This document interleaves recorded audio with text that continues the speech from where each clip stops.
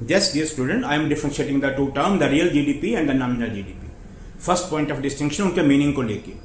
Real GDP क्या होता है? The market value of the goods and services produced with in the domestic territory of a country during an accounting year estimated at the base year price.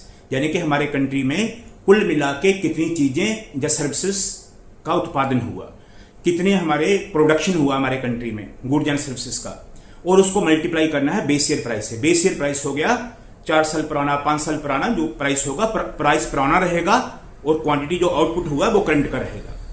और nominal GDP में क्या होता है? The market value of the goods and services produced during the accounting year with in the domestic territory of a country estimated at the prevailing market rate. उसका क्या होता है कि क्वांटिटी तो करंट का हुआ जितना पैदा हुआ, लेकिन उसका जो प्राइस है वो मार्केट में जो आज की डेट में चल रहा है वो लेना है, prevailing market rate.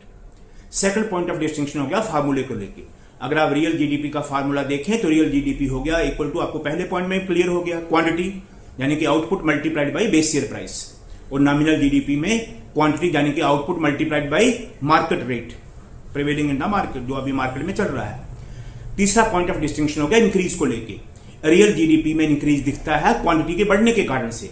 Real GDP increases due to the increase in the quantity output because the prices remain the same, क्योंकि प्राइसेस सेम रहती है।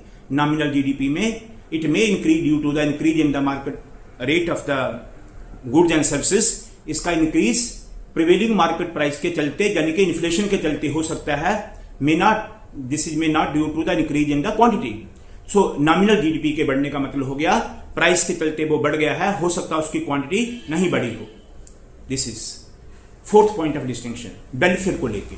बेनिफिट को लेके अगर रियल जीडीपी हमारा बढ़ता है तो हमारा आउटपुट बढ़ता है, क्योंकि प्राइसेस सेम रहता है। आउटपुट के बढ़ने से प्राइसेस गिर जाता है। जब प्राइसेस हमारा गिरता है तो लोगों का वेलफेयर बढ़ जाता है, लोगों को ज्यादा चीजें सस्ते रेट में मिल जाती हैं। नॉमिनल जीडीपी का इंक्रीज का मतलब हो गया नॉमिनल जीडीपी बढ़ गया प्राइस के बढ़ने के कारण से, और क्वांटिटी उसकी उतनी की उतनी रही, या उससे कम हो गई तो उससे लोगों का वेलफेयर नहीं बढ़ा, क्योंकि चीजों का उत्पादन नहीं बढ़ा, प्राइस के चलते जीडीपी बढ़ गया। तो these are the 4 point of distinction between the real GDP and the nominal GDP. आशा करता हूं समझ आया होगा। समझ आया हो प्लीज चैनल को सब्सक्राइब करें, फॉलो करें, उससे मोटिवेशन मिलता है आपके लिए, और अच्छी अच्छी नई नई टर्में लेके जो आपको आसान बनाती हो वो हाजिर होता रहूं। Thank you.